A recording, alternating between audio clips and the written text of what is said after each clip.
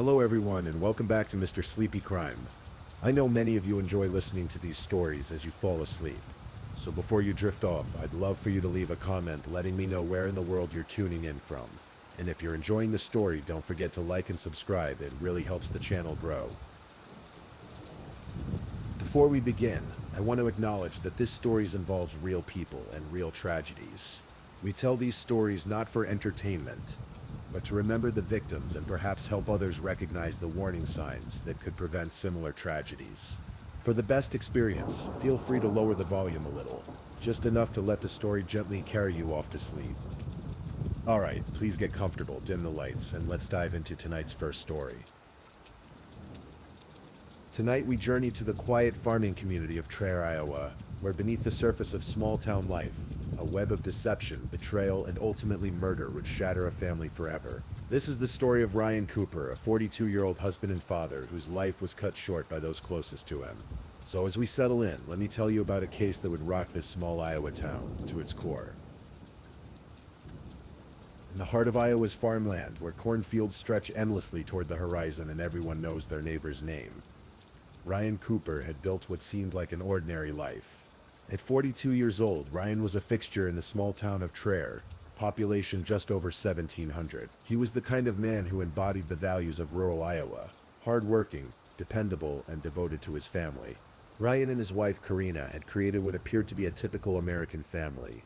They shared a home on the outskirts of town, where the sounds of farm equipment and the rustle of corn in the wind provided a constant, comforting backdrop. Their house was filled with the laughter and chaos that comes with raising children, and to anyone looking from the outside, the Coopers seemed to have achieved the American dream. But as is often the case in true crime, the facade of normalcy can hide the darkest of secrets. In small towns like Traer, gossip travels fast. By early 2021, whispers had begun to circulate about the state of the Cooper marriage. Neighbors noticed things, subtle changes in routine, tension that seemed to hang in the air when Ryan and Karina were seen together. And most notably, rumors about Karina's relationship with another man. The other man in question was Houston Danker, a name that would become inextricably linked with the Cooper family tragedy. As spring turned to early summer in 2021, the whispers in Traer grew louder. People began to suspect that Karina Cooper was having an affair, and that suspicion was not unfounded. In small farming communities, secrets are hard to keep.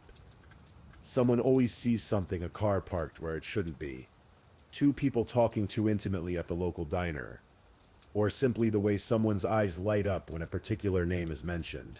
For Karina and Houston, their secret was becoming an open secret, the kind that everyone knows but no one speaks about directly.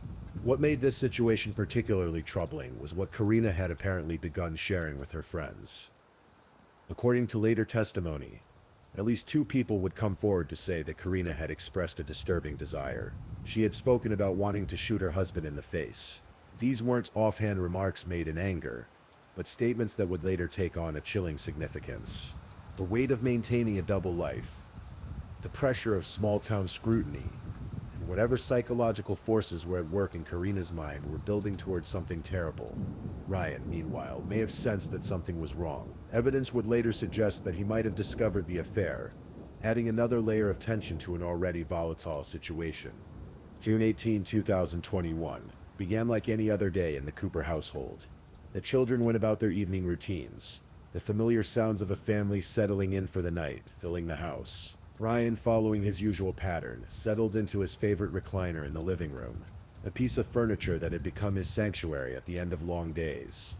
As night fell over rural Iowa, three of the Cooper children made their way upstairs to their bedrooms. The house gradually grew quiet, with only the typical sounds of a home at rest. The hum of appliances, the settling of wooden beams, perhaps the distant sound of a television. But this night would be different. This night the quiet would be shattered by violence that would forever change the Cooper family and send shockwaves through the tight-knit community of Traer. What happened in those late evening hours remains partially shrouded in the kind of uncertainty that often surrounds domestic crimes. What we know with certainty is that sometime during the night, while Ryan sat in his recliner, perhaps watching television, perhaps dozing, perhaps simply enjoying a moment of quiet, his life came to a brutal end. The method was as shocking as it was definitive. Ryan Cooper was shot twice in the face. The shots were fired at close range, suggesting an intimate crime. one committed by someone who could get close to Ryan without raising alarm. The violence was swift and decisive, executed while the Cooper children slept peacefully upstairs, unaware that their world was being torn apart just below their feet. When the Tama County Sheriff's deputies arrived at the Cooper residence in the early morning hours of June 18, 2021, they encountered a scene that would be etched in their memories forever. The 911 call had brought them to what should have been a routine response to a domestic situation, but what they found was far from routine. Ryan Cooper's body was still in his recliner, the place where he had spent countless quiet evenings. But the peaceful domesticity of the scene was shattered by the reality of violent death. The 2 gunshot wounds to his face told a story of close-range brutality that seemed incongruous with the suburban living room setting. Perhaps even more disturbing than the crime scene itself was the tableau the deputies encountered. They found Karina Cooper sitting on top of her husband's lifeless body. The positioning was so unusual, so intimate yet horrifying, that it immediately raised questions about what had transpired in that living room. Deputies are trained to process crime scenes with professional detachment, but the sight of a wife positioned on top of her murdered husband's body was something that went beyond the merely tragic into the realm of the deeply unsettling. It suggested either a profound psychological break or a calculated attempt to stage a scene. Though at that moment, with the investigation just beginning, it was impossible to know which. In the immediate aftermath of Ryan's death, the investigation proceeded, as these cases typically do. The Tama County Sheriff's Office began the methodical process of collecting evidence, interviewing witnesses, and trying to piece together the events that led to Ryan Cooper's murder. Initially, as is often the case when a spouse is found dead under violent circumstances, Karina became the focus of investigation. Statistics show that when someone is murdered in their home, particularly in cases involving gunshot wounds at close range, the perpetrator is most often someone known to the victim. In cases where married individuals are murdered, the spouse is statistically the most likely perpetrator, but building a case requires more than statistics and suspicion. Investigators needed evidence, witnesses, and a clear motive. What they began to uncover painted a picture of a marriage under severe strain, complicated by infidelity and perhaps financial or personal pressures that had pushed someone to the ultimate act of violence. The investigation would reveal that Ryan's death was not a crime of passion or a sudden eruption of domestic violence. Instead, evidence would suggest something far more calculated, a planned murder that had been discussed and orchestrated rather than spontaneously executed. As investigators dug deeper into the Cooper family's life, the rumors that had circulated through Traer began to solidify into facts. Karina's relationship with Houston Danker was not just suspected adultery.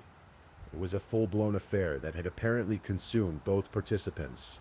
Phone records, witness statements, and other evidence would paint a picture of 2 people who had become completely absorbed in their relationship, seemingly without regard for the consequences. In small towns, affairs are particularly devastating because privacy is nearly impossible to maintain. Everyone knows everyone else's business, and the social pressure can be enormous. But this affair would prove to be more than just a betrayal of marriage vows. Evidence would emerge suggesting that Karina and Houston had not simply been content to continue their secret relationship. They had actively discussed eliminating the obstacle to their being together permanently. The conversations between Karina and her friends, in which she had expressed a desire to shoot Ryan in the face, would take on a sinister new meaning. These were not just the angry words of a frustrated wife. They were apparently expressions of genuine intent, discussions of a plan that would eventually be carried out with horrific precision. As the investigation progressed, it became clear that Ryan Cooper's murder was not the work of a single person acting alone. Instead, evidence pointed to a conspiracy between Karina and Houston Danker, a plot to murder Ryan that had been planned and executed with cold calculation. The nature of their conspiracy would gradually be revealed through forensic evidence, witness testimony, and the digital trail that modern relationships invariably leave behind. Text messages, phone calls, and other communications would provide prosecutors with a roadmap of how 2 people had planned and carried out murder. What makes this case particularly chilling is the premeditation involved. This was not a crime of passion, not a moment of rage that spiraled out of control. Instead, it was the methodical planning of a spouse's murder, carried out while children slept upstairs, executed in the most intimate of settings, the family living room. The conspiracy would also reveal the psychological dynamics at play between Karina and Houston, who was the driving force behind the murder plot. Were they equally culpable, or had one manipulated the other into participating in this ultimate betrayal? These questions would become central to understanding not just what happened, but why it happened. For nearly 3 years after Ryan Cooper's death, his family and the community of Truro waited for justice. The investigation was thorough and methodical, as it needed to be for such a serious crime. Building a case for first-degree murder requires absolute certainty, ironclad evidence, and a narrative that can convince a jury beyond a reasonable doubt. During this period, the Cooper children, who had lost their father and would eventually see their mother charged with his murder, had to navigate an impossible situation. They were living with the trauma of their father's violent death, while dealing with the uncertainty of not knowing when or if those responsible would be held accountable. The community of Truro, meanwhile, was dealing with its own form of trauma. Small towns are not supposed to be places where spouses murder each other while children sleep upstairs. They're supposed to be safe havens where everyone looks out for each other, where the most serious crimes are property disputes or the occasional DUI. The Cooper murder had shattered that sense of security. Finally, in February 2024, nearly 3 years after Ryan's death, the wheels of justice began to turn in earnest. Karina Cooper, now 46 years old, was arrested and charged with first-degree murder in her husband's death. She was transported to the Tama County Sheriff's Office and held at the Tama County Jail. When Karina Cooper's trial finally began in July 2025, it would be moved to Lynn County due to the intense local interest in the case. The change of venue was necessary to ensure that Karina could receive a fair trial, away from the community that had been following every development in the case for years. The prosecution's case was built on several key pillars of evidence. First, there were the witness statements from Karina's friends, who testified about her expressed desire to shoot her husband in the face statements that proved to be chillingly prophetic. Second, there was the forensic evidence from the crime scene, including blood spatter analysis and ballistics evidence that would help establish what happened in the Cooper living room that night. Perhaps most damaging to Karina's defense were the communications between her and Houston Danker that suggested the murder had been planned in advance. The digital trail of their conspiracy provided prosecutors with a detailed picture of how two people had plotted to commit the ultimate crime. The defense strategy was to portray Karina as a woman who had been manipulated by Houston Danker, someone who had been drawn into a fantasy that became a horrific reality. According to the defense, Houston was the true mastermind of the plot, and Karina was a victim of psychological manipulation who found herself in too deep to escape. Karina herself took the stand in her own defense, a risky move that would allow the jury to hear directly from the woman accused of murdering her husband. Her testimony would provide insight into her state of mind, her relationship with Houston, and her version of the events that led to Ryan's death. One of the most compelling aspects of the trial was the forensic evidence presented by the prosecution. Kenneth Martin, a forensic analyst, gave a lengthy presentation about the science behind the evidence collected at the Cooper home. This included blood spatter analysis that could help determine the position of the shooter and the victim at the time of the murder. The forensic evidence suggested that Ryan might have known about his wife's affair before he was killed. This added another layer of tragedy to the case. Not only was Ryan betrayed by his wife's adultery, but he may have discovered that betrayal shortly before losing his life because of it. The ballistics evidence was equally important, showing the trajectory of the bullets and the close range at which the shots were fired. This evidence supported the prosecution's theory that the murder was committed by someone who could get close to Ryan without raising alarm. Someone he trusted, someone he would never suspect of wanting to harm him. The physical evidence from the crime scene painted a picture of a murder that was both intimate and brutal. The close range of the shots, the precision with which they were delivered, and the domestic setting all combined to create a portrait of ultimate betrayal. So after several hours of deliberation, the Lynn County jury reached their verdict on July 11, 2025.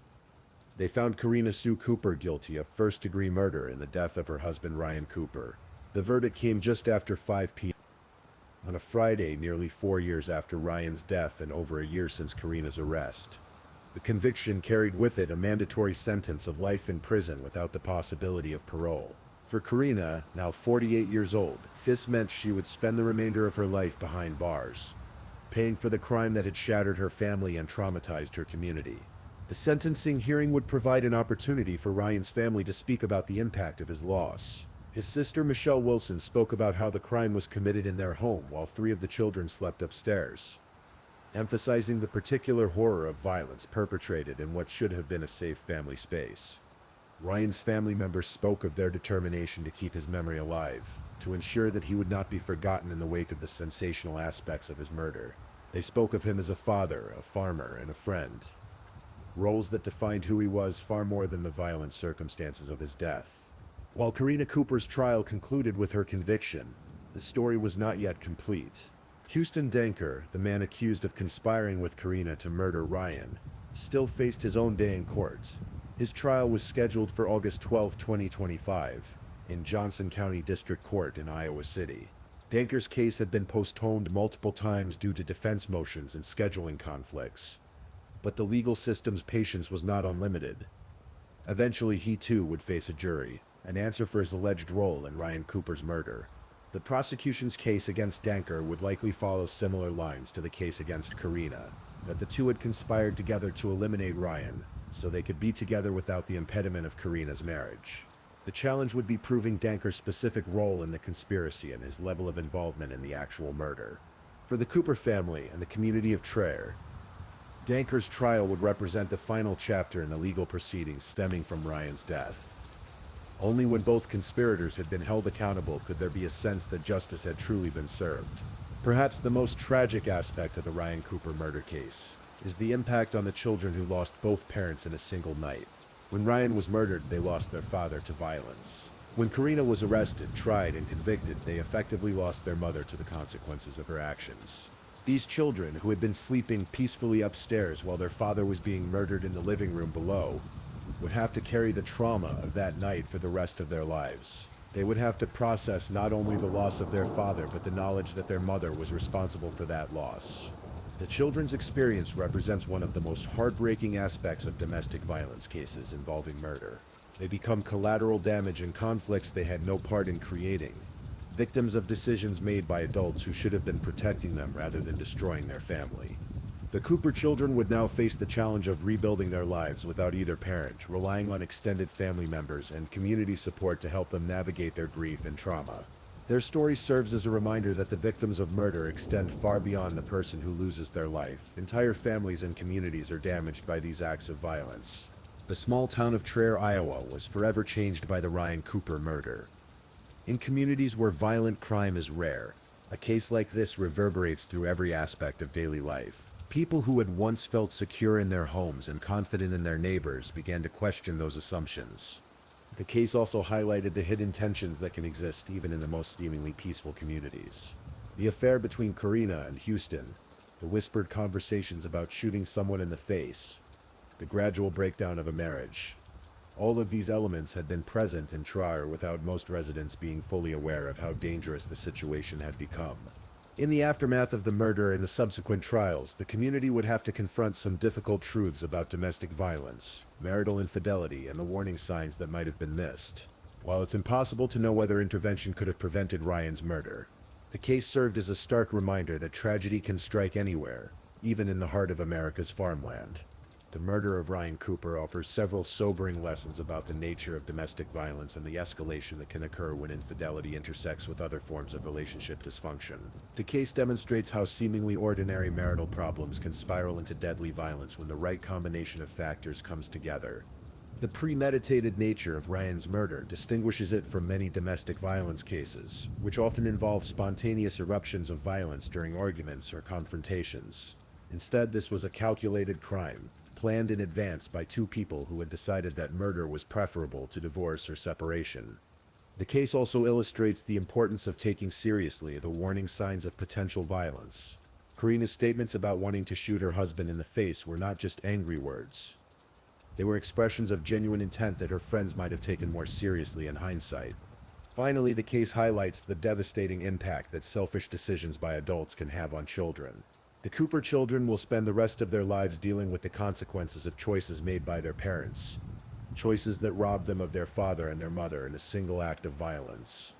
With Karina Cooper's conviction and life sentence, a measure of justice has been served for Ryan Cooper's murder. She will spend the remainder of her life in prison, paying the ultimate legal price for her crime. When Houston Denker faces trial, there may be additional accountability for those involved in the conspiracy. But even with legal justice served, questions remain about the case. What drove two people to believe that murder was their best option? How did a marriage deteriorate to the point where a wife could plan and execute her husband's death? What warning signs might have been missed? And what could have been done differently to prevent this tragedy?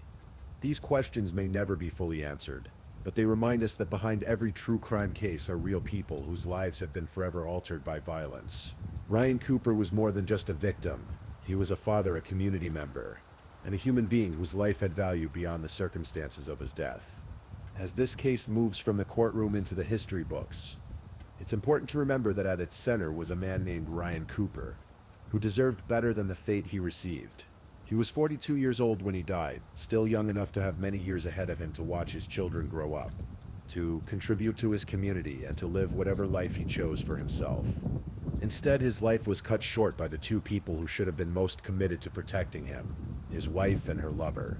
The betrayal was complete and devastating, not just for Ryan, but for everyone who loved him. Ryan's family has stated that they will never stop saying his name, a commitment to ensuring that he is remembered for who he was, rather than just how he died, in a case that has generated significant media attention and public interest. This commitment to honoring Ryan's memory is both touching and important. The murder of Ryan Cooper represents one of those crimes that shake a community's sense of security and challenge our assumptions about the people we think we know. It's a reminder that the capacity for violence can exist in the most unexpected places, hidden behind facades of normalcy and respectability. As we close this chapter on the Ryan Cooper murder case, we're left with a complex mix of emotions. There is satisfaction that justice has been served, that Karina Cooper will pay for her crime with the rest of her life. There is sadness for the children who lost both parents to this tragedy. There is sympathy for a community that had to confront the reality that such violence could occur in their midst. But perhaps most of all, there is a sense of loss for Ryan Cooper himself, a man whose life was taken from him by those he trusted most, whose story serves as a tragic reminder of how quickly ordinary life can turn deadly, when selfishness and desperation override basic human decency. The quiet farms around Traer, Iowa continue their eternal cycle of planting and harvest, but the Cooper family home stands as a memorial to a crime that changed everything. In the end, that may be the most fitting tribute to Ryan Cooper, that his story continues to be told, that his death was not in vain if it helps others recognize the warning signs of domestic violence, and the importance of treasuring the relationships that matter most. Murder of Ryan Cooper reminds us that even in the most peaceful places, darkness can intrude, and that the people we trust most can sometimes be the ones who hurt us the most. Rest peacefully and remember that tomorrow brings new hope, new chances for justice, and new opportunities to protect those we love. Please, if this is your first time listening to one of our true crime stories, welcome to the channel where we explore these cases in a calm and respectful way. I also want to take a moment to appreciate my amazing subscribers who've been rocking with me. Thank you so much for your continued support. If you're still awake and listening, drop a comment. Let me know where you're tuning in from and the current time in your corner of the world, or just say something to let me know you're still here. And if you haven't already, be sure to like this video and subscribe, so you don't miss our next true crime stories for sleep. Now, let's move on to our second story. Story 2. Tonight we travel to Meridian, Idaho, in the spring of 2011, where a seemingly perfect life would unravel in the most tragic of ways. This is the story of Emmett Corrigan, a promising young attorney whose secret affair would ultimately cost him his life in a Walgreens parking lot on a cold March evening.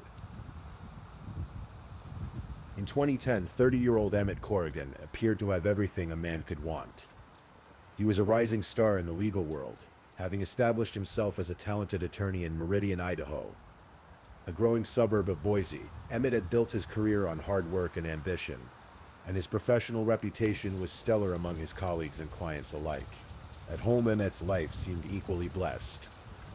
He was married to his college sweetheart, Ashley, a woman who had stood by his side through law school in the early challenging years of building his practice. Together, they had created what many would consider the ideal American family. 4 beautiful children filled their home with laughter and joy, and Ashley was expecting their 5th child, adding to the sense of completeness that surrounded their household. From the outside, the Corrigans embodied success and happiness. They lived in a comfortable home, attended church regularly, and were actively involved in their community. Emmett was the kind of father who coached Little League and never missed a school play. Ashley was devoted to their children and supportive of her husband's growing career. Their friends and neighbors saw them as a couple who had it all figured out. But beneath this polished exterior, cracks were beginning to form in ways that no one could have predicted. Emmett's law practice was thriving, and with success came the need for additional help. In 2010, he made the decision to hire a paralegal to assist with the increasing workload. The position required someone detail-oriented, professional, and capable of handling the sensitive nature of legal work. Enter Candy Hall, a married mother of two who seemed perfectly suited for the role. Candy was intelligent, organized, and possessed the kind of professional demeanor that made her an asset to any legal office. She had her own family responsibilities, being married to Robert Hall, known to friends and family as Rob. The Halls had their own children, and like the Corrigans, appeared to be living a stable, middle-class life in Idaho. The working relationship between Emmett and Candy began innocently enough. She proved to be an excellent paralegal, capable of handling complex cases and managing the administrative demands of a busy legal practice. Emmett appreciated her competence and reliability, qualities that are invaluable in the legal profession where attention to detail can make or break a case. As the months passed, their professional relationship deepened into something more personal. They spent long hours working together, often staying late into the evening to meet deadlines or prepare for important cases. The boundaries between employer and employee began to blur, as they found themselves sharing more personal conversations during breaks and after-hours work sessions. What started as mutual respect and professional admiration gradually evolved into something neither of them had planned or anticipated. The long hours, the shared goals, and the natural chemistry between two intelligent, ambitious people created an environment ripe for emotional entanglement. By late 2010, Emmett and Candy's relationship had crossed the line from professional to personal. What began as lingering glances and extended conversations had transformed into a full-blown extramarital affair. Both were married, both had children, and both understood the gravity of what they were doing, yet neither seemed able to stop. For Emmett, the affair represented something beyond mere physical attraction. Candy was intelligent, understanding of his work pressures, and provided a kind of emotional connection that he felt was missing in his marriage. The demands of being a father to 4 children, with another on the way, combined with the pressure of building a successful legal career, had created stress in his marriage that he struggled to address directly. Candy, for her part, found in Emmett a successful, charismatic man who made her feel valued and appreciated, in ways that her marriage to Rob apparently did not. The attention from her accomplished boss fed something in her that had been neglected, and the excitement of their secret relationship provided an escape from the routine of daily life.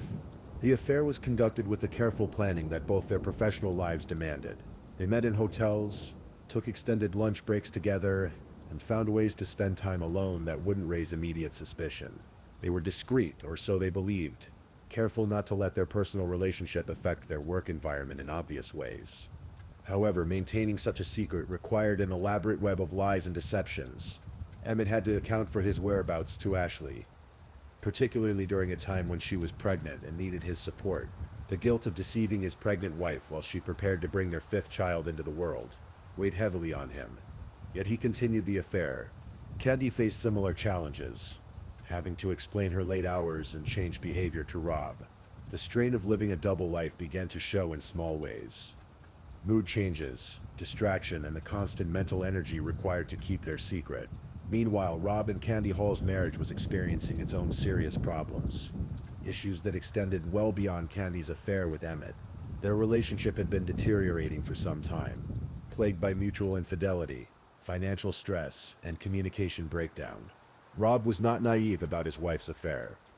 Whether through direct evidence, intuition, or the inevitable small signs that accompany such deceptions, he became aware that Candy was involved with another man. The knowledge that his wife was having an affair with her boss, successful attorney who could provide things Rob felt he could not, created a toxic mixture of jealousy, humiliation, and rage. The Hall marriage became a battlefield of accusations, arguments, and emotional manipulation.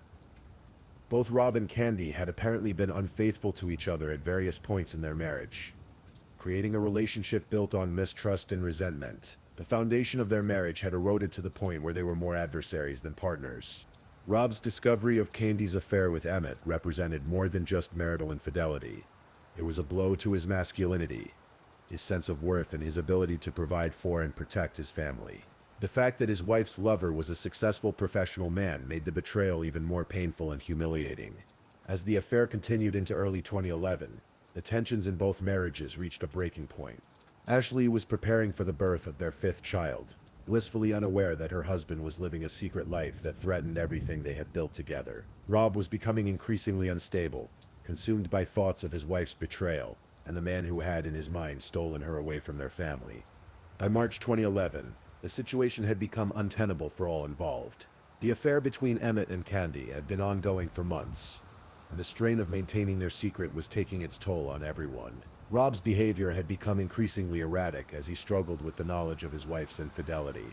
The exact details of how events unfolded in the days leading up to March 11, 2011 remain somewhat unclear, but it's evident that tensions had reached a critical point. Rob had apparently decided that he could no longer tolerate the situation. Whether through direct confrontation with Candy, discovered evidence, or his own investigation, Rob had determined that something needed to be done about his wife's affair. The decision to confront Emmett directly represented a dangerous escalation in what had been, up to that point, a private family crisis.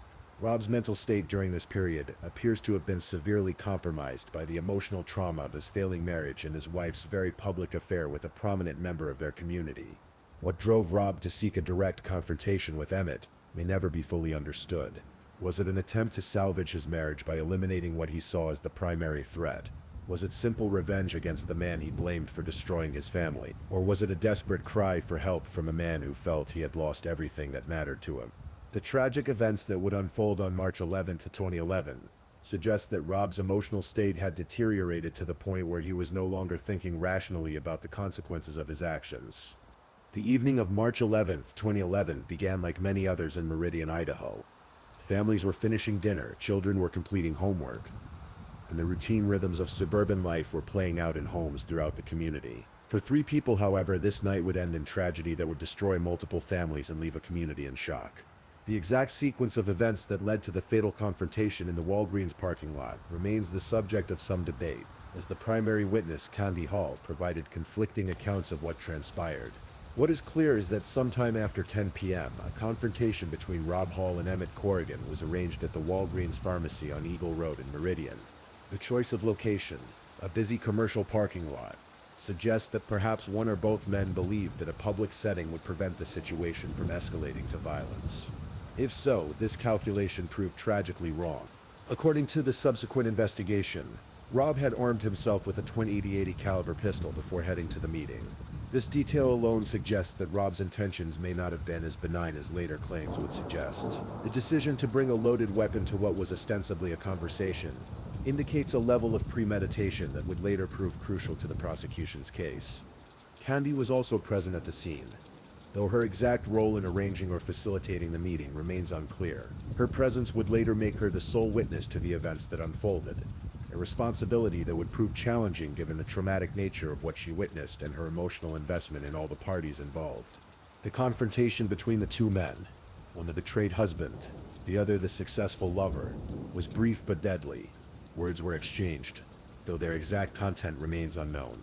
What began as a conversation quickly escalated into violence that would leave one man dead and another facing decades in prison. The violence erupted suddenly in the Walgreens parking lot.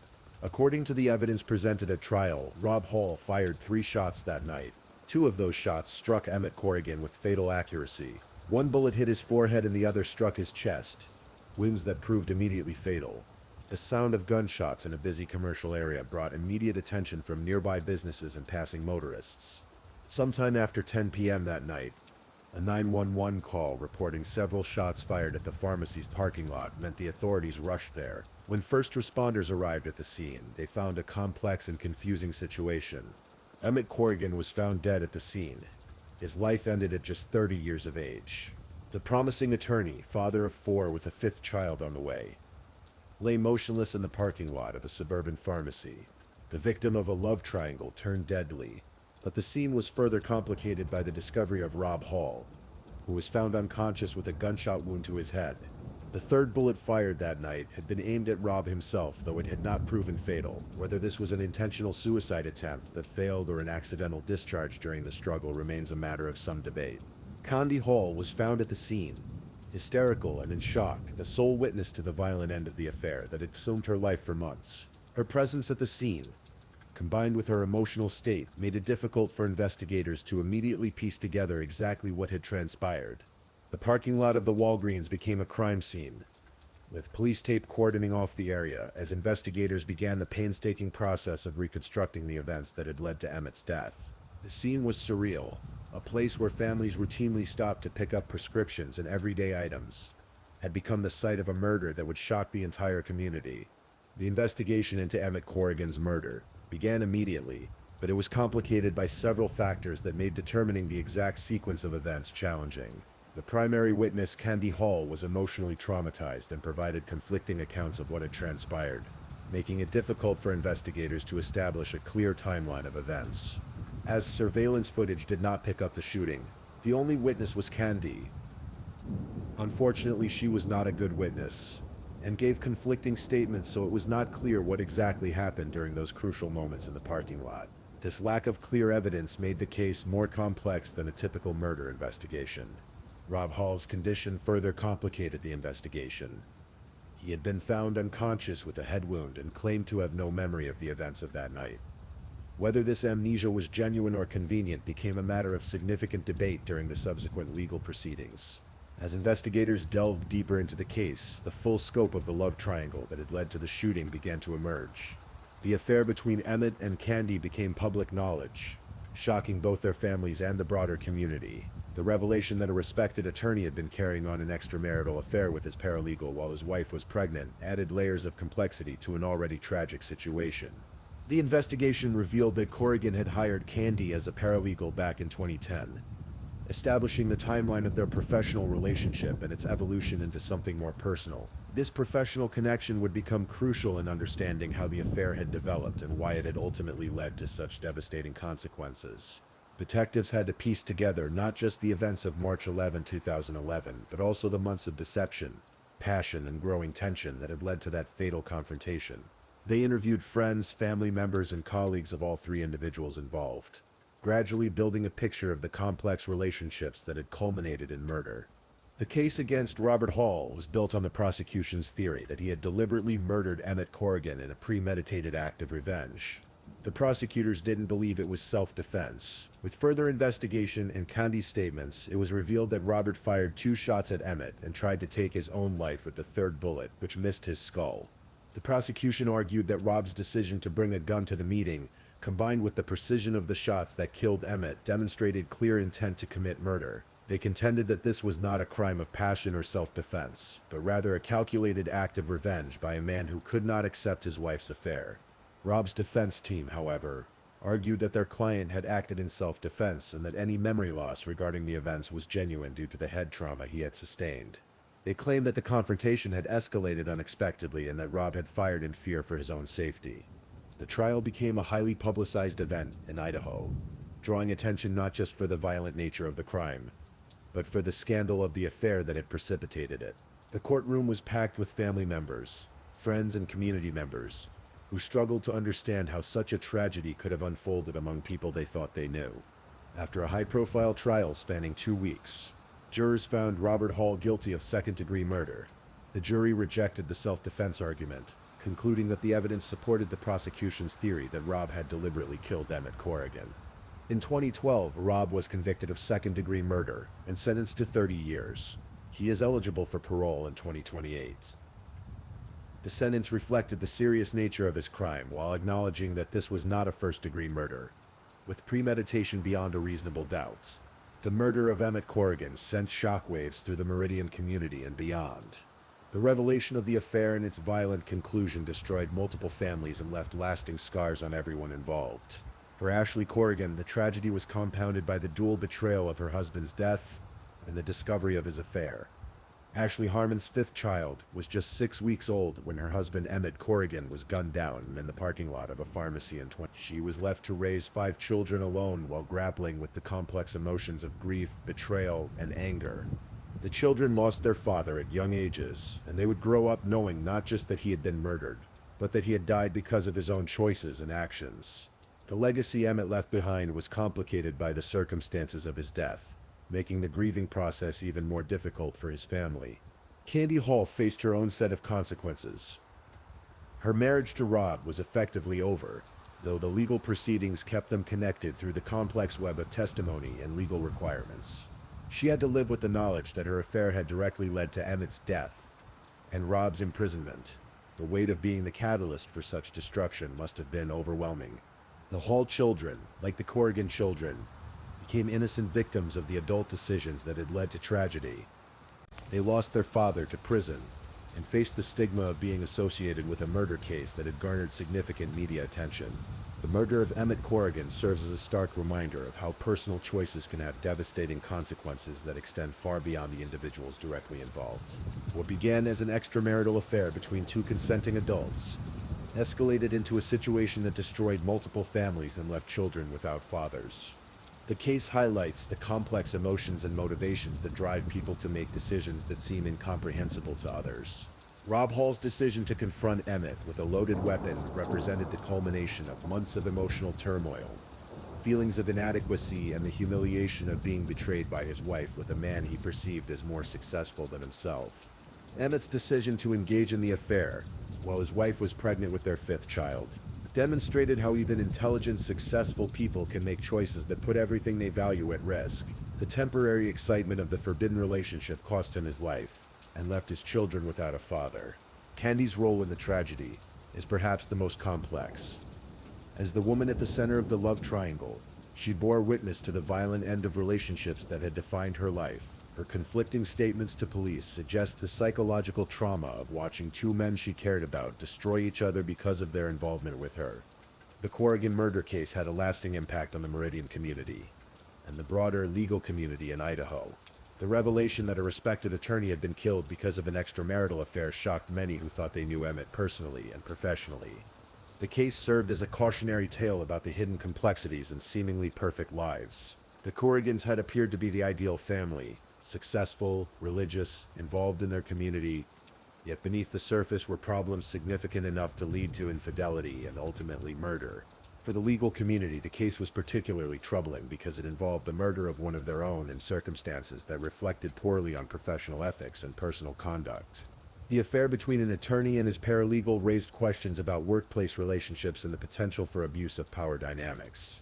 The media coverage of the case was extensive, with many outlets focusing on the salacious details of the affair and the dramatic circumstances of the murder. This attention brought unwanted scrutiny to all the families involved and made their private tragedy a matter of public consumption. The tragic story of Emmett Corrigan's murder offers several sobering lessons about the consequences of personal choices and the importance of addressing relationship problems before they escalate to violence. The affair that led to Emmett's death might have been prevented if he had addressed the problems in his marriage directly rather than seeking fulfillment outside of it. Marriage counseling, the honest communication with his wife, or even the difficult decision to end his marriage might have prevented the tragic chain of events that followed. Rob Hall's decision to confront Emmett with violence, rather than addressing his marital problems through legal or therapeutic means, transformed him from a victim of adultery into a convicted murderer. His inability to cope with his wife's betrayal in a constructive way not only cost Emmett his life, but also destroyed Rob's own future and his children's lives. The case also highlights the importance of workplace boundaries and professional ethics. The relationship between Emmett and Candy began in a professional context, where power dynamics and close working conditions created an environment conducive to inappropriate personal involvement. Years after the murder, the consequences continue to ripple through the lives of everyone affected by the tragedy. To this day, he maintains that he has no recollection of the night Emmett was killed.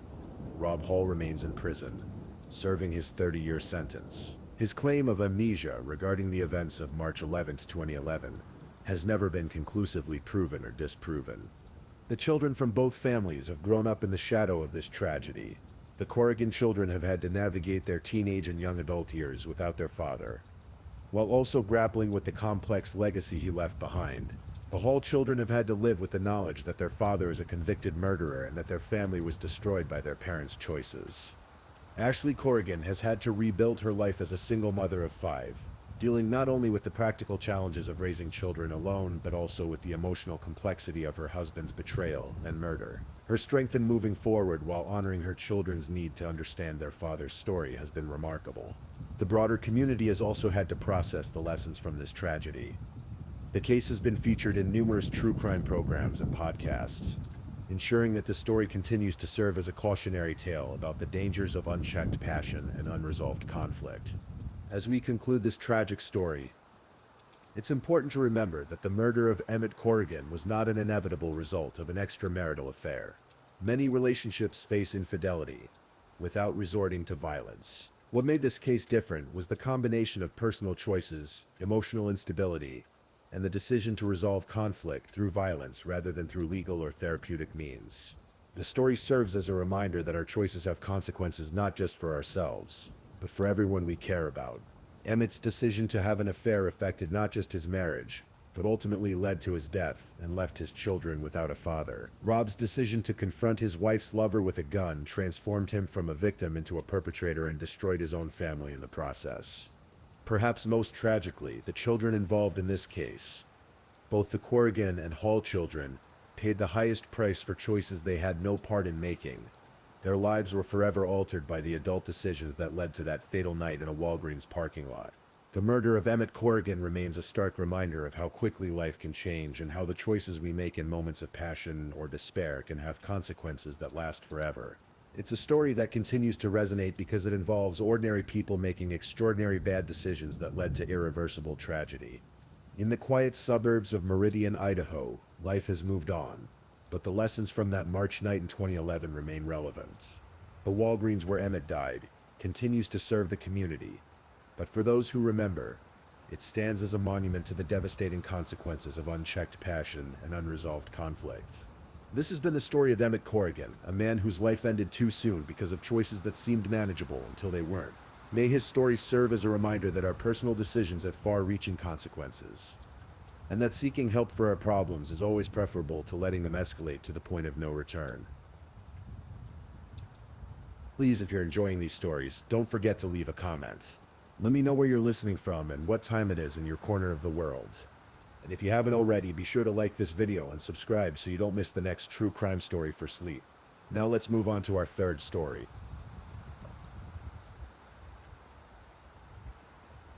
Story 3. In the affluent neighborhood of Woodland Hills, nestled in the San Fernando Valley of Los Angeles, the morning of January 23, 2017, began like any other. The palm-lined streets were quiet. Expensive cars sat in manicured driveways, and behind the gates of million-dollar homes, successful people prepared for another day in the entertainment capital of the world. But behind the facade of one particular Spanish-style mansion, a carefully orchestrated plan was about to unfold, one that would shatter the life of a beloved celebrity hairstylist and expose a web of deception, forbidden love, and cold-blooded murder. Fabio Simontilli was living what many would consider the American dream. At 57 years old, he had built an empire in the world of high-end hairstyling, becoming the go-to artist for Hollywood's elite. His client list read like a who's who of the entertainment industry. Celebrities trusted him with their most important looks for red carpet events, award shows, and magazine covers. Fabio wasn't just successful professionally, he was beloved by everyone who knew him. Colleagues described him as generous, warm-hearted, and genuinely passionate about his craft. He had that rare combination of artistic talent and business acumen that allowed him to build multiple successful salons across Los Angeles. At home, Fabio seemed equally blessed. He lived in a beautiful Woodland Hills estate with his wife of many years, Monica Simontelli. To the outside world, they appeared to be the perfect couple, successful, attractive, living the California dream. Monica, an elegant woman in her late 40s, seemed to enjoy the lifestyle that Fabio's success had provided. They had built what appeared to be a solid life together, complete with the trappings of upper-class Los Angeles living. But as we so often discover in these stories, appearances can be devastatingly deceiving. On that January morning, Monica had plans to meet a friend for coffee. It was a routine social engagement, the kind that filled the calendars of affluent housewives throughout Los Angeles. She kissed Fabio goodbye just as she had done countless times before, and drove away from their Woodland Hills home. Fabio, meanwhile, had decided to enjoy a quiet morning at home. He made his way to the backyard patio, a peaceful spot where he often liked to sit and enjoy his coffee while looking out over their well-maintained garden. The patio was his sanctuary, a place where he could relax and prepare mentally for another busy day at the salon. The morning air was crisp, typical for January in Southern California. Birds chirped in the nearby trees, and the distant hum of traffic on the 101 freeway provided the usual background soundtrack of Los Angeles life. It was peaceful, serene, exactly the kind of morning that made living in Woodland Hills so desirable. Fabio settled into his usual spot, perhaps scrolling through his phone or simply enjoying the quiet moments before his day would inevitably become filled with the controlled chaos of running multiple businesses. He had no reason to feel anxious or concerned. After all, he was in his own backyard, in his own neighborhood, surrounded by the security that his success had purchased. But someone was watching. Someone who had been planning this moment for months. What happened next was swift and savage. A figure emerged from the shadows of the garden. Someone who had been waiting.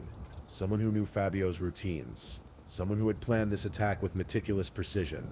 Fabio Cementilli was stabbed multiple times as he sat on his patio, suffering wounds to his neck, face, and chest in what police would later describe as an extremely gruesome and bloody scene. The attack was not random, it was not the work of a desperate burglar or a crime of passion. The violence was focused, deliberate, and carried out with a level of brutality that suggested deep personal motivation. After the horrific assault, the killer made sure to take Fabio's prized red Porsche. The Porsche was later found abandoned miles away, with droplets of blood on the inside. The theft of the car served a dual purpose. It provided the killer with an escape vehicle and initially made the crime look like a robbery gone wrong.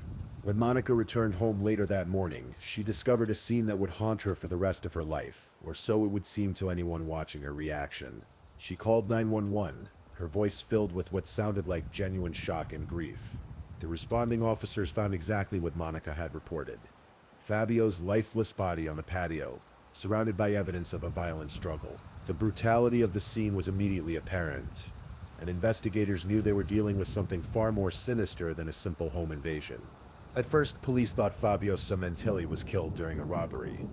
The missing Porsche seemed to support this theory, and robbery murders, while tragic, were not unheard of in affluent Los Angeles neighborhoods. The initial investigation followed standard protocols for such cases: canvassing the neighborhood, checking for witnesses, examining physical evidence, and looking for any surveillance footage that might have captured the perpetrator's escape. But experienced detectives know that first impressions can be misleading. And something about this case didn't sit quite right. The level of violence seemed excessive for a simple robbery.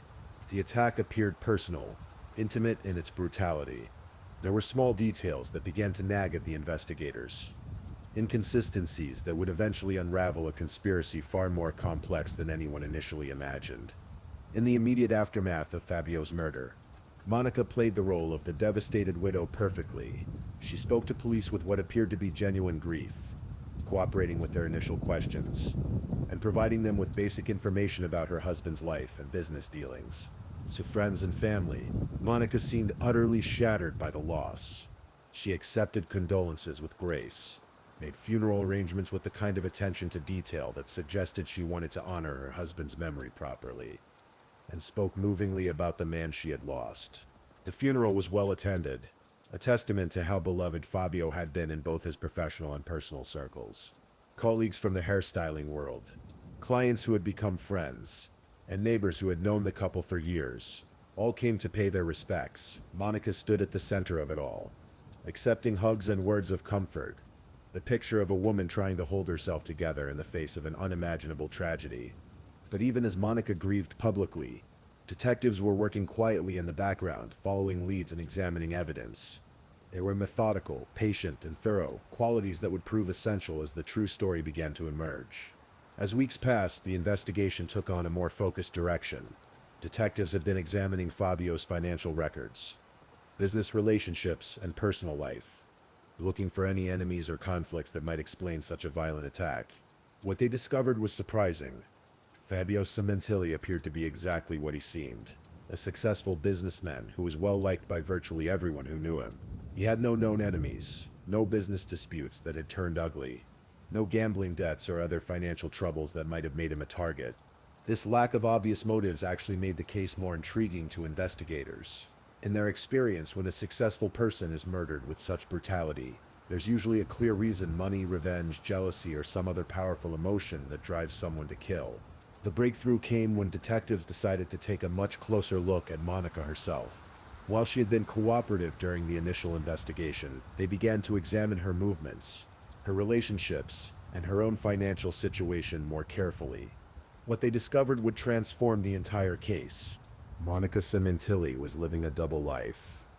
While she appeared to be the devoted wife of a successful businessman, she had been conducting a clandestine affair that had been going on for months before Fabio's murder. The object of her affection was Robert Baker, a man whose background was as complicated as the relationship they had developed. Baker was someone who existed on the margins of society, someone who had struggled with the law and was far removed from the affluent world that Monica inhabited with Fabio. According to the indictment, Monica Cementilli and Robert Baker had been having an ongoing affair and conspired to kill Fabio so the couple could be together and collect life insurance money. The relationship between Monica and Baker was passionate, intense, and ultimately deadly. It wasn't simply a casual affair or a momentary lapse in judgment. This was a deep emotional connection that had grown into something that Monica was willing to kill for. But it wasn't just about love.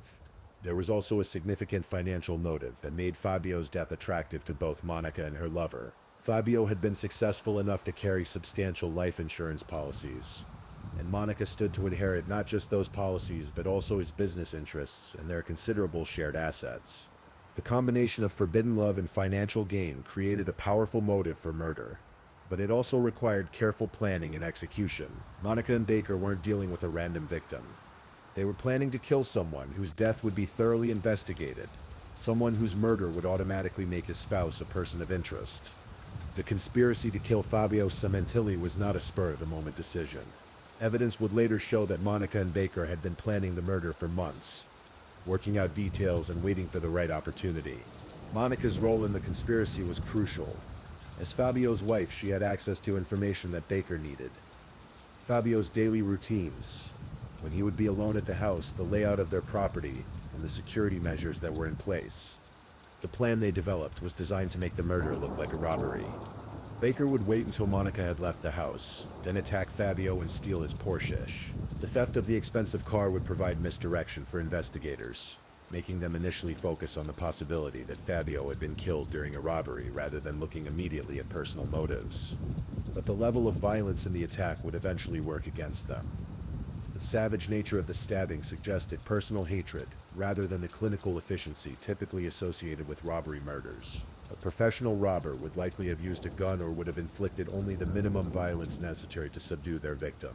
The multiple stab wounds to Fabio's face, neck, and chest suggested someone who wanted him not just dead, but who took pleasure in his suffering. As the investigation progressed, detectives began to uncover a web of evidence that pointed directly at Monica and her lover. Phone records showed extensive communication between them in the weeks leading up to the murder. Financial records revealed Monica's knowledge of Fabio's insurance policies and her potential financial gain from his death. But perhaps most damaging was the physical evidence that tied Baker directly to the crime scene. Detectives found DNA evidence, and Monica tried to explain it away by telling them that she had hit and injured Robert Baker while playing racquetball, and his DNA had transferred to a towel that she brought home from the gym. This explanation was creative but ultimately unconvincing. The forensic evidence was too substantial and too specifically located to be explained away by such an innocent scenario. The DNA evidence, combined with the circumstantial evidence of motive and opportunity, began to build a compelling case against both Monica and Baker. On June 14, 2017, Baker and Monica were arrested and ultimately indicted for Fabio's murder and conspiracy to commit murder. The arrests came after months of careful investigation, during which detectives had built what they believed to be an airtight case against both conspirators. The news of Monica's arrest shocked everyone who knew the couple. Friends and neighbors had no idea that Monica had been living a secret life, or that she might have been capable of orchestrating her husband's murder. The woman who had seemed so devastated by her loss, who had accepted condolences with such apparent grace, had actually been the architect of the very tragedy that had supposedly destroyed her world. The arrest also revealed the existence of Robert Baker and the affair that had been the catalyst for the entire conspiracy. People who had known Monica for years were forced to confront the reality that they had never really known her at all. The case became even more complex when investigators discovered that Baker had not acted alone in the actual murder. Christopher Austin, who was working as a parole and probation officer dealing with at-risk youths in Oregon at the time of his arrest, was also involved in the killing. Austin's involvement added another layer of tragedy to the case. Here was a man whose professional life was dedicated to helping troubled young people get their lives back on track, but who had become involved in a brutal murder conspiracy. The contradiction between his public service role and his criminal actions made the case even more shocking to those following it. The presence of multiple perpetrators also explained some aspects of the crime that had puzzled investigators. The level of violence and the efficiency with which the murder was carried out suggested more than one person had been involved in the planning and execution. Austin's eventual cooperation with prosecutors would prove crucial in building the case against Monica. Austin served as a key prosecution witness in the trial of Monica, providing insider details about how the conspiracy had been planned and carried out. The legal proceedings stretched over several years, with various defendants taking different approaches to their defense. Baker pleaded no contest in July 2023, accepting a life sentence without parole. His decision to accept responsibility and cooperate with prosecutors eliminated one layer of complexity from the case. Christopher Austin pleaded no contest to second-degree murder and was sentenced to 15 years to life in prison. His cooperation and lesser role in the actual planning of the murder earned him a somewhat more lenient sentence than the main conspirators. Monica, however, chose to fight the charges. She maintained her innocence and went to trial, forcing prosecutors to present their evidence in detail, and allowing the public to hear the full story of the conspiracy for the first time. The trial of Monica Cementilli was a lengthy affair that captured public attention throughout Los Angeles. Following a 10-week-long trial, jurors found Monica Cementilli guilty of one count of murder, with special circumstance allegations that the killing was carried out for financial gain and by means of lying in wait, as well as one count of conspiracy to commit murder. During the trial, prosecutors painted a picture of a woman who had been living a secret life while married to Fabio, conducting an affair that had evolved into a murder conspiracy. They presented evidence of her financial motives, showing how much she stood to gain from her husband's death through insurance policies and inheritance. The defense tried to argue that Monica had not been involved in planning the murder, suggesting instead that Baker and Austin had acted without her knowledge or involvement. They portrayed her as another victim of the tragedy, someone who had been betrayed both by her lover and by the legal system that was now trying to convict her. But the evidence was overwhelming. Phone records, DNA evidence, financial records, and witness testimony all pointed to Monica's central role in planning her husband's death. The jury deliberated carefully but ultimately concluded that the prosecution had proven their case beyond a reasonable doubt. Monica Cementilli was sentenced to life in prison without the possibility of parole for orchestrating the 2017 murder of her husband, renowned hairdresser Fabio Cementilli. The sentence reflected both the severity of the crime and the special circumstances that had made it eligible for the harshest possible punishment.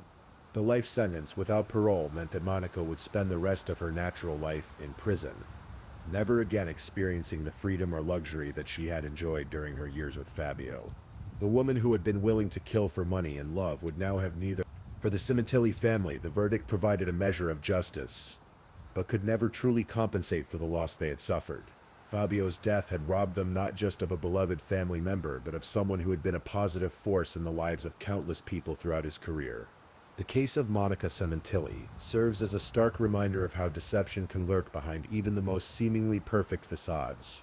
The affluent neighborhood, the successful marriage, the loving wife, all of it had been a carefully maintained illusion hiding a much darker reality. Monica had been obsessed with her family not finding out, with anybody not finding out about her affair. This obsession with maintaining appearances had ultimately led her down a path that destroyed not just her own life, but the life of the man who had trusted her completely. The case also highlighted the devastating ripple effects of such crimes. Fabio's clients lost a talented artist who had helped them look their best during important moments in their careers. His employees lost jobs when his salons eventually closed. His friends and family lost someone who had brought joy and creativity into their lives.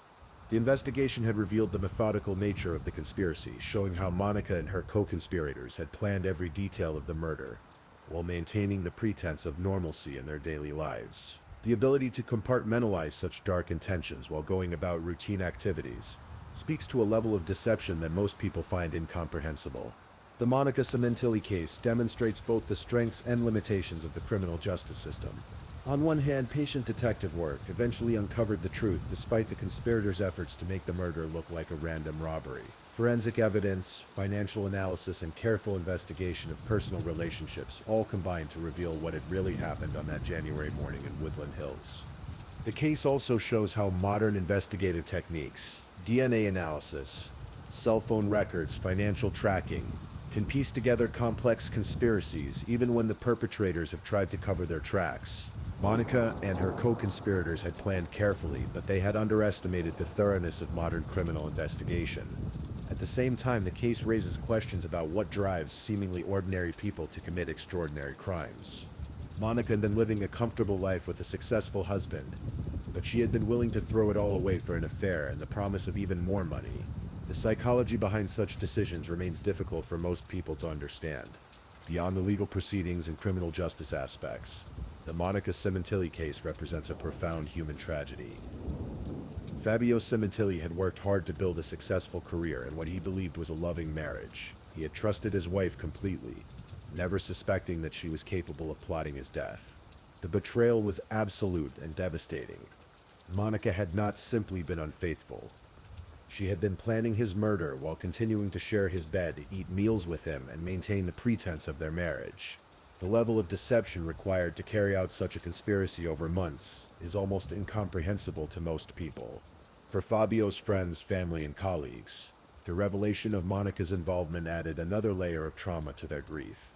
They had to grapple not just with the loss of someone they loved, but with the knowledge that he had been killed by the person he trusted most. The case of Monica Cementilli offers several sobering lessons about human nature and the potential for deception in even our closest relationships. It shows how financial motives and illicit passion can combine to create deadly conspiracies. It demonstrates how people can maintain elaborate deceptions while planning the most heinous crimes. And it reminds us that sometimes the greatest dangers come not from strangers, but from those we trust most completely. The investigation that eventually brought Monica to justice required patience, skill, and attention to detail. It showed how modern forensic science and investigative techniques can eventually uncover even the most carefully planned crimes. But it also demonstrated the human cost of such investigations. The months and years required to seek justice, the trauma inflicted on families and communities, and the irreversible loss that no conviction can ever truly address. As we reflect on this case, we're reminded of the fragility of trust and the devastating consequences when it's betrayed in the most ultimate way possible. Monica Cementilli will spend the rest of her life in prison, paying for her choices on that January morning when greed and deception led to murder. But for those who loved Fabio Cementilli, the sentence can only provide a measure of justice. It can never bring back the man whose life was cut short by someone who should have protected him. The wealthy neighborhood of Woodland Hills has returned to its quiet normalcy. The Spanish-style house where the tragedy occurred has likely been sold to new owners who will never know its history. And life has moved on, but the memory of Fabio Cementilli, the talented hairstylist, the successful businessman, the man who trusted completely and paid for that trust with his life, serves as a reminder that even in the most seemingly perfect lives, darkness can lurk just beneath the surface. In the end, the case of Monica Cementilli stands as a testament to the dedication of investigators who refuse to let complicated crimes go unsolved, the persistence of prosecutors who seek justice for victims who can no longer speak for themselves, and the importance of remembering those whose lives are cut short by the actions of others. Justice was served, but at a cost that can never truly be calculated. Please, I'm just putting it out there. If you're still awake and listening, drop a comment. Let me know where you're tuning in from, the time in your part of the world, or just say something to let me know you're still with me. And of course, if you haven't already, like this video and subscribe so you don't miss the next true crime story for sleep. Now, let's move on to our fourth story. Story 4. Tonight, we journey back to the winter of 1989, to a quiet residential neighborhood in Mansfield, Ohio, where the American dream was about to shatter in the most unimaginable way. This is the story of Noreen Marie Boyle, a devoted mother who paid the ultimate price for standing in the way of her husband's new life. It's a tale of deception, betrayal, and a crime so calculated that it would shock even seasoned investigators. So as we settle in, we'll explore the final days of a woman who never saw it coming, and the 11-year-old boy whose testimony would help bring her killer to justice. In 1989, Dr. John Francis Boyle, Jr. appeared to have everything a man could want. Born on May 1st, 1943, in Philadelphia, Pennsylvania, Jack Boyle had climbed every rung of the ladder to success. A University of Pennsylvania graduate, he had established himself as a respected physician in the tight-knit community of Mansfield, Ohio. His medical practice flourished, his reputation was sterling, and his future seemed boundless. But behind the carefully constructed facade of professional achievement lay a man whose personal life was crumbling. Jack Boyle was married to Noreen Marie Schmid Boyle, a woman who had dedicated her life to their family. Born in 1945, Noreen was 44 years old in 1989, a mother who had spent her adult years supporting her husband's career while raising their 2 children. The Boyle family lived in what many would consider the perfect suburban home. Their residence on a quiet street in Mansfield represented everything that middle-class families aspired to achieve. The house was well maintained, the neighborhood was safe, and their children, 11-year-old Collier and his younger sister Elizabeth, seemed to be thriving in their stable environment. Yet beneath this veneer of domestic tranquility, serious cracks had begun to appear in the Boyle marriage. Jack had grown distant from Noreen, and those closest to the couple began to notice subtle changes in their dynamic. What they couldn't see was that Dr. John Boyle had already mentally checked out of his marriage, and was actively planning a new life with someone else entirely. As 1989 progressed, Jack Boyle's attention had become increasingly focused on a woman named Sherry Campbell. This wasn't merely a casual affair or a momentary lapse in judgment. Jack had fallen deeply for Sherry, and his feelings for her had grown into something that consumed his thoughts and influenced his decisions in ways that would prove catastrophic. The relationship with Sherry represented more than just romantic attraction for Jack. It symbolized freedom from the responsibilities and constraints of his current life. In Sherry, he saw the possibility of starting over, of becoming the man he believed he was meant to be, unburdened by the complications of his existing family obligations. But there was a significant obstacle to this fantasy. Noreen Boyle was not going to simply disappear from his life. As Jack's wife of many years and the mother of his children, Noreen had legal rights and legitimate claims to the life they had built together. She had supported his education, his career, and his ambitions. Any divorce would necessarily involve complex negotiations about property, custody, and financial support. For a man who had spent his adult life solving problems through careful planning and methodical execution, the messy realities of divorce represented an unacceptable complication. Jack began to consider alternative solutions that would allow him to start his new life with Sherry without the inconveniences that a traditional divorce would entail. In what would later be recognized as one of the most chilling examples of premeditated murder, Jack Boyle began making preparations for his crime months before he carried it out. One of his most significant moves was the purchase of a house in Erie, Pennsylvania, approximately 75 miles from their home in Mansfield. To anyone who knew about the purchase, the Erie house seemed like a reasonable investment or perhaps a vacation home. Jack told people that he and Sherry were planning to move there together, starting fresh in a new community where they could build their life without the complications and judgments that might follow them in Ohio.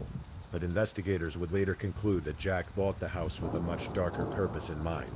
The timing of the purchase, combined with other evidence that would emerge during the investigation, suggested that Jack had already decided to kill Noreen and was methodically planning every detail of the crime, including where he would dispose of her body.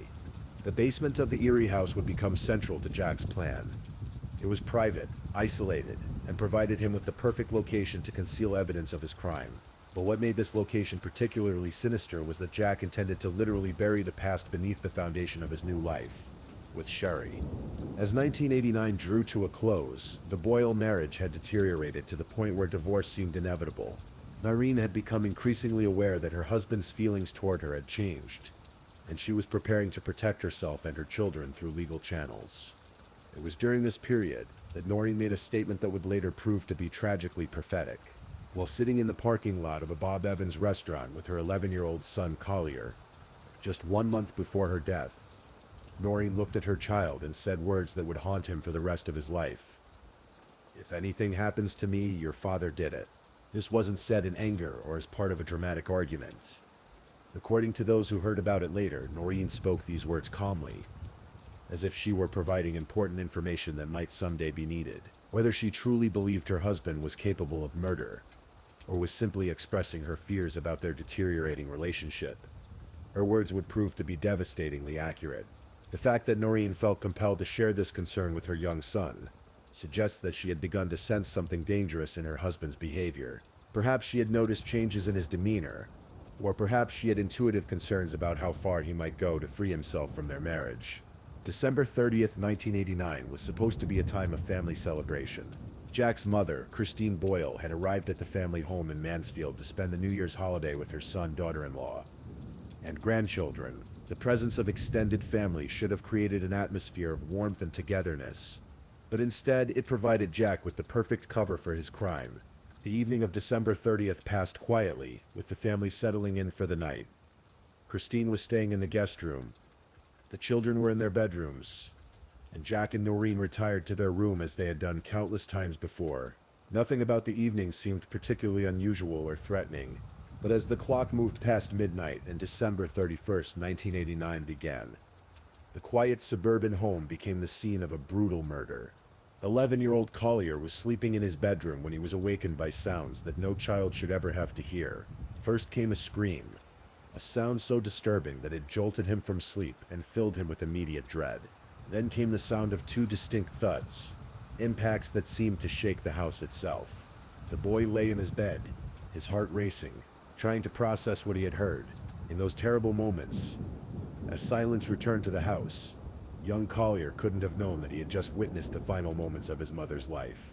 What happened in the master bedroom of the Boyle home during those early morning hours of December 31st, 1989, was both brutal and methodical, based on the evidence that investigators would later uncover. Jack Boyle attacked his wife with a hammer, striking her in the head with enough force to cause severe trauma.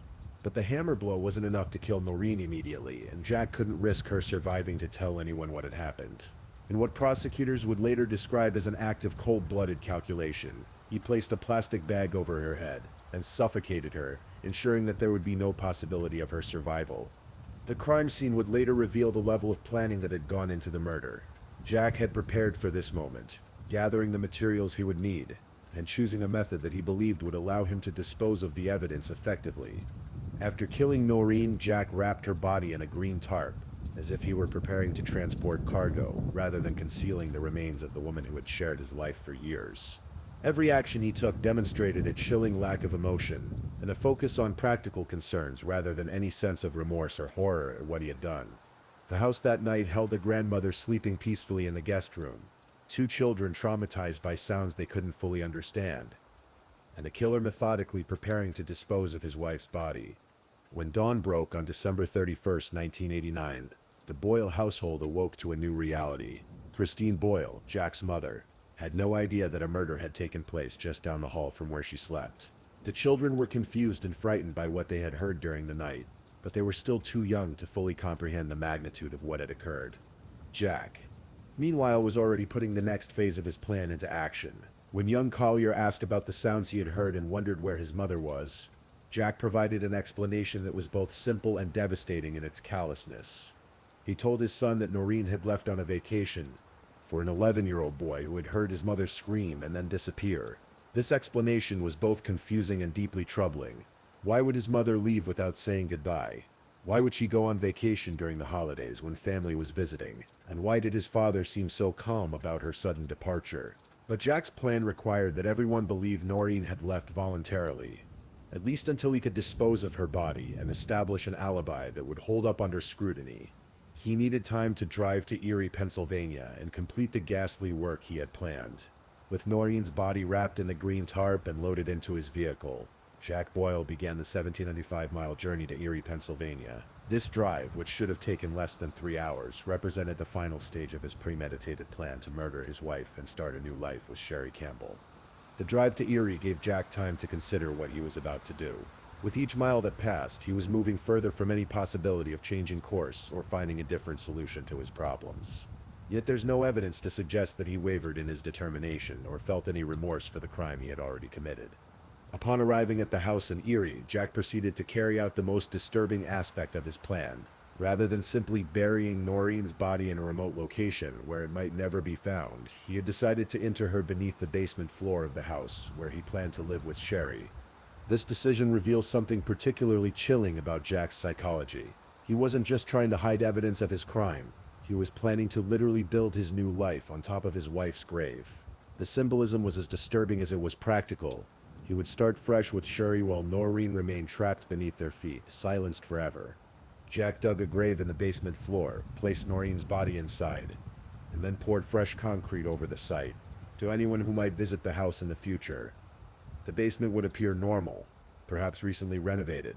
Only Jack would know the terrible secret that lay beneath the surface. Back in Mansfield, Noreen's sudden disappearance quickly raised concerns among family and friends. The story that she had left on an unexpected vacation didn't align with what people knew about her character and her devotion to her children. Noreen's relatives were particularly skeptical of Jack's explanation. They knew that she would never abandon her children, especially during the holidays and especially without any prior indication that she was planning to travel. Her absence felt wrong to everyone who knew her, and their concerns soon reached the attention of law enforcement. As investigators began to look into Noreen's disappearance, they quickly identified several inconsistencies in Jack's story. The timing of her supposed departure, the lack of any evidence that she had packed for a trip, and the absence of any communication from her all raised red flags. Police began to investigate Jack's activities and movements, and it didn't take long for them to uncover information about the house in Erie and his relationship with Sherry Campbell. The picture that emerged was of a man who had both motive and opportunity to harm his wife. 3 weeks after Noreen Boyle vanished from her home in Mansfield, investigators made the grim discovery that confirmed their worst fears. Acting on evidence they had gathered about Jack's activities and his connection to the Erie property, police obtained a search warrant for the house. When they arrived at the basement, investigators noticed that one section of the concrete floor appeared newer than the rest. The surface looked recently poured, and there were subtle differences in color and texture that suggested something had been buried beneath. Using specialized equipment, investigators carefully broke through the concrete, and what they found would shock even experienced detectives who had seen countless crime scenes. Noreen Boyle's body was exactly where they expected to find it, wrapped in the green tarp that Jack had used to transport her from their home. The plastic bag was still tied around her head, providing investigators with clear evidence of how she had died. The condition of her remains and the way she had been positioned in the makeshift grave told the story of a crime that had been planned and executed with chilling precision.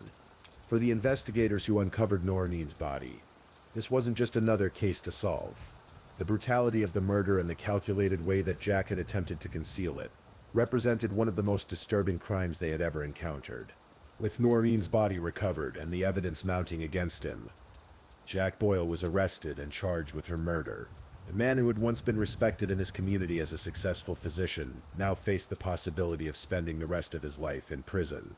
The case that prosecutors built against Jack was comprehensive and damning. They had physical evidence from the crime scene, testimony from witnesses who could establish his movements and behavior, and most powerfully, they had the testimony of his own son. Collier Boyle, now having to process the reality that his father had killed his mother, provided investigators with crucial information about what he had heard on the night of the murder. The screams and thuds that had awakened him provided a timeline for the crime and corroborated the physical evidence that investigators had gathered. The trial that followed was a media sensation in Ohio. The story of a prominent doctor who had murdered his wife and buried her under his new house captured public attention and dominated local news coverage. For many people in the community, it was impossible to reconcile the image of Dr. Jack Boyle as a respected physician with the evidence that he was a cold-blooded killer. During the proceedings, prosecutors painted a picture of a man who had become so obsessed with starting a new life that he was willing to commit murder rather than deal with the complications of divorce. They argued that Jack's actions were not those of a man who had acted in passion or anger, but rather someone who had planned every detail of his crime months in advance. In June 1990, after considering all the evidence presented during the trial, a jury found John Francis Boyle Jr. guilty of the aggravated murder of his wife, Noreen. The verdict brought a measure of justice for Noreen's family and friends, but it could never undo the tragedy that had torn apart so many lives. Jack was sentenced to 20 years to life in prison, meaning that he would have to serve at least 2 decades behind bars before becoming eligible for parole. For a man who had once enjoyed all the privileges and respect that came with being a successful physician, this sentence represented the complete destruction of everything he had worked to achieve. But perhaps the most tragic aspect of this case wasn't Jack's fall from grace. It was the impact on the children who had lost both of their parents in one terrible night. Collier and Elizabeth Boyle had to grapple with the reality that their mother was dead, and their father was her killer, Young Collier, in particular, carried an enormous burden.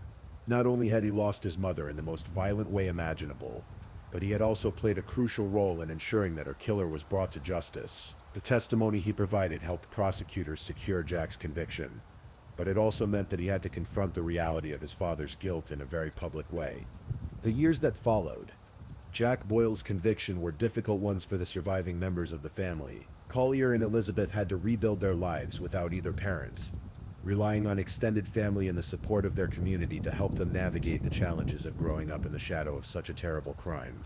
For Collier, in particular, the experience of testifying against his father and helping to solve his mother's murder had a profound impact on his development and his understanding of justice. As he grew older, he began to process the full implications of what had happened to his family and how his father's actions had changed the trajectory of his life forever. The case also had lasting effects on the community of Mansfield, where people struggled to understand how someone they had trusted with their health and well-being could be capable of such a heinous crime. The revelation that Dr. Jack Boyle was a murderer forced many people to question their assumptions about human nature and the masks that people can wear in public. Throughout his years in prison, Jack Boyle maintained his innocence, despite the overwhelming evidence that had led to his conviction. This denial was particularly painful for his children, who had hoped that he might eventually acknowledge his guilt and provide them with some form of closure or explanation. In 2016, more than 25 years after the murder, Collier Boyle returned to Ohio as an adult, determined to confront his imprisoned father and seek some form of truth or reconciliation. The visit was part of a documentary project that would chronicle Collier's journey to understand his father's crime and its impact on his own life. During their prison meeting, Jack continued to deny that he had killed Noreen, despite all the evidence to the contrary. For Collier, this denial was both frustrating and heartbreaking. As an adult, he had hoped that his father might finally be willing to acknowledge the truth and take responsibility for his actions. The refusal to admit guilt meant that Collier would never receive the explanation or apology that might have provided some measure of peace. Instead, he had to accept that his father would take his secrets to the grave, leaving behind only questions and pain for those who had loved Noreen. As Jack Boyle's minimum sentence of 20 years approached, the question of parole became a source of anxiety and concern for Noreen's family and friends. The thought that her killer might be released from prison was deeply troubling to those who remembered her life and mourned her death. In recent years, Jack has appeared before parole boards multiple times, seeking release from prison. Each hearing forces Collier and other family members to relive the trauma of Noreen's murder and argue against Jack's release. The parole hearings also serve as reminders of the ongoing impact of Jack's crime. Nearly 4 decades after Noreen's death, her family continues to live with the consequences of his actions. They must repeatedly make the case that he should remain in prison, reliving their loss and trauma with each hearing. For Collier, these hearings represent an ongoing struggle for justice. As the son who helped solve his mother's murder, he feels a responsibility to ensure that her killer remains accountable for his actions. But each hearing also reopens wounds that have never fully healed.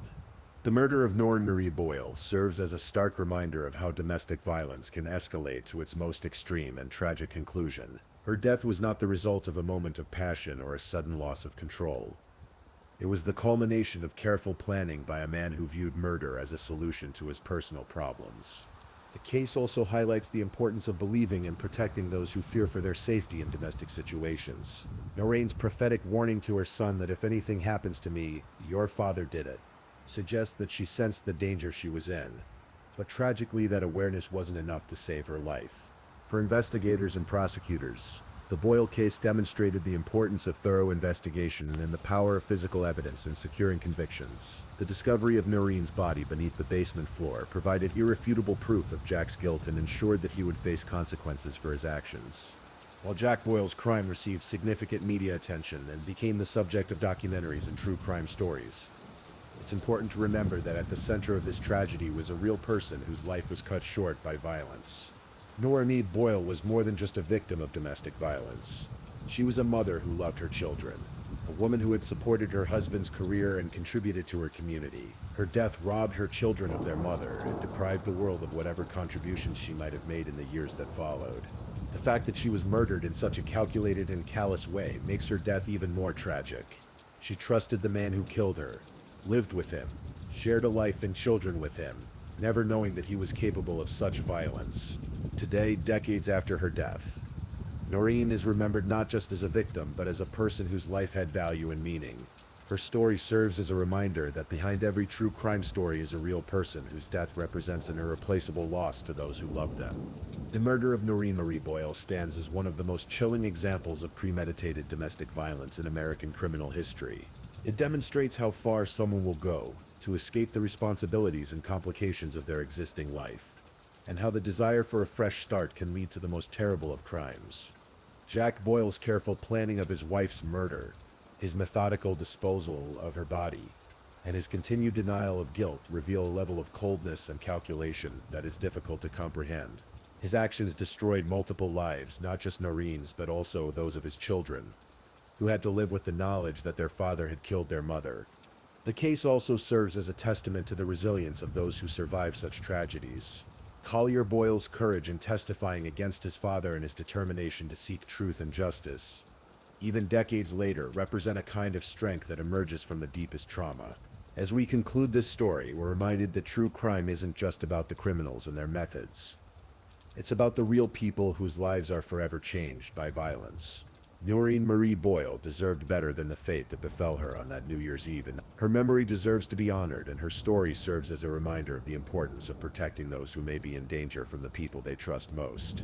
The quiet suburban house in Mansfield, Ohio, where this tragedy began, may appear peaceful to those who pass by today, but for those who know its history, it will forever be remembered as the place where a mother's life ended, and a family's world was shattered by the ultimate betrayal.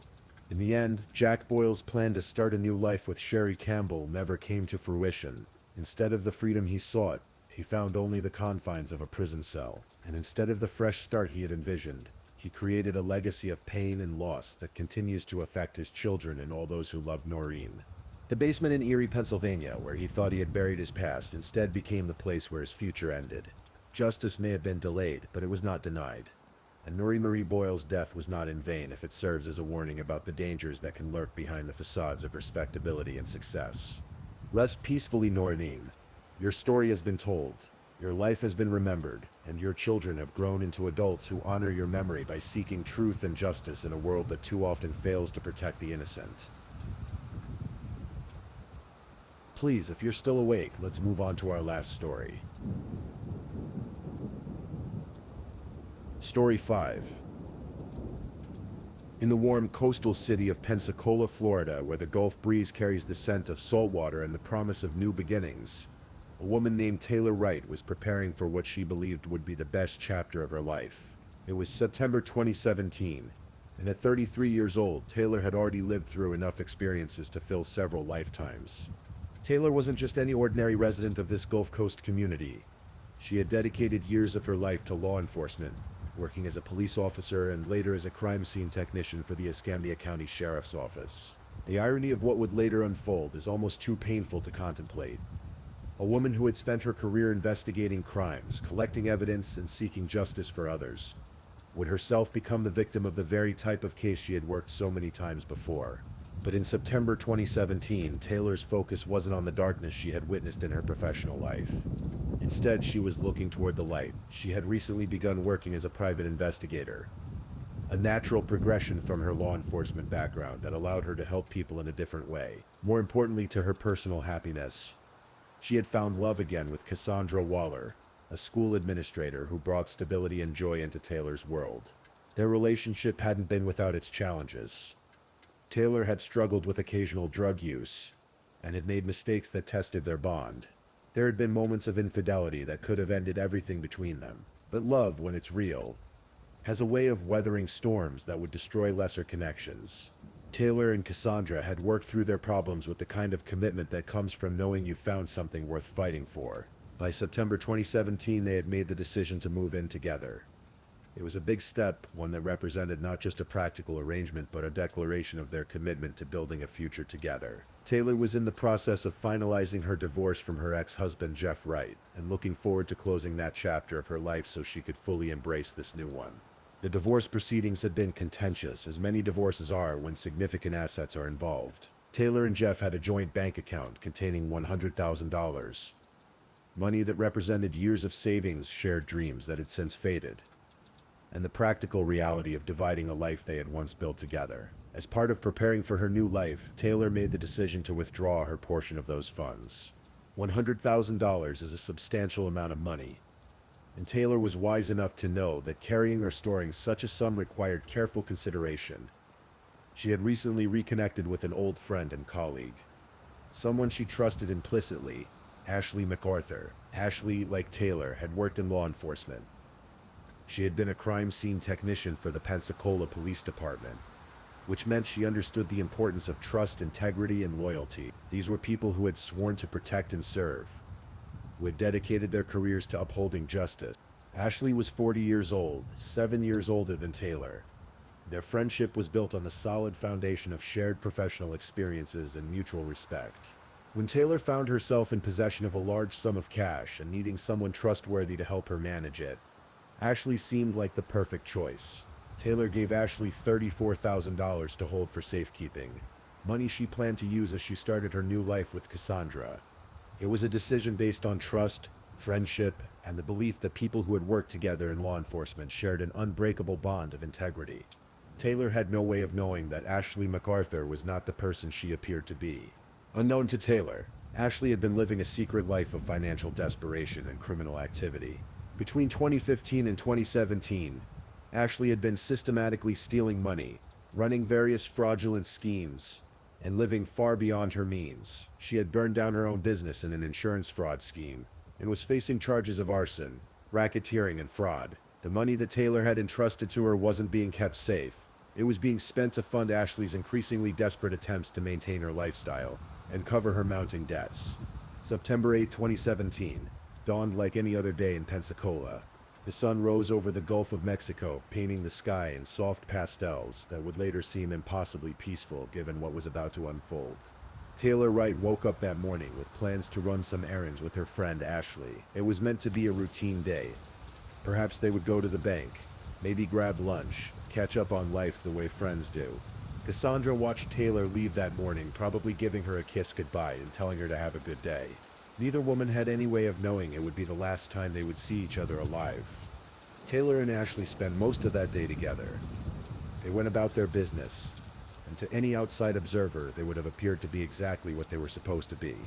Two friends enjoying each other's company, but beneath the surface, tension was building. Taylor had been asking Ashley about her money. She needed it back. She was starting her new life, moving in with Cassandra, and she needed access to the funds she had entrusted to her friend. Ashley knew she didn't have the money. She had spent it. $34,000 that belonged to Taylor Wright had been used to prop up Ashley's house of cards. And now that house was collapsing. When someone entrusts you with their life savings and asks for it back, what do you say when it's gone? How do you explain that you've stolen from a friend who trusted you completely? For most people, this would be a moment of shame, confession, and attempts at restitution. For Ashley MacArthur, it became something much darker. At some point during that day, Ashley made a decision that would destroy multiple lives forever. She decided that rather than face the consequences of her theft, rather than admit what she had done and find a way to make it right, she would eliminate the problem entirely. She would kill Taylor Wright. The details of exactly what happened next may never be fully known. What investigators would later discover is that Ashley initially planned to kill Taylor by secretly mixing cocaine into her beer. The plan was to make it look like an accidental overdose, a tragic end to someone who had struggled with substance abuse in the past. It would have been the perfect cover story, playing into assumptions people might make and deflecting suspicion from the real motive. But for reasons that remain unclear, that plan didn't work. Perhaps Taylor didn't drink enough of the tainted beer. Perhaps the dosage was wrong. Perhaps some instinct warned her away from consuming something that would have killed her. Whatever the reason, Ashley found herself facing a still very much alive Taylor Wright, who was still asking for her money back. So Ashley turned to a more direct method. At some point during their day together, she shot Taylor Wright in the back of the head. It was an execution-style killing, cold and calculated. Taylor never saw it coming. One moment she was with someone she trusted, someone she considered a close friend, and the next moment her life was over. But killing Taylor was only the beginning of Ashley's criminal enterprise that day. Now she had a body to dispose of, and as a former crime scene technician, she knew exactly how thorough investigators could be. She wrapped Taylor's body in a hammock and transported it to a remote farm property in Cantonment, Florida, outside of Pensacola. There she buried her friend in a makeshift grave, hoping the earth would keep her secret forever. Ashley then began an elaborate charade designed to make it appear that Taylor had simply disappeared voluntarily. Using Taylor's phone, she sent a text message to Cassandra saying that she needed to get away for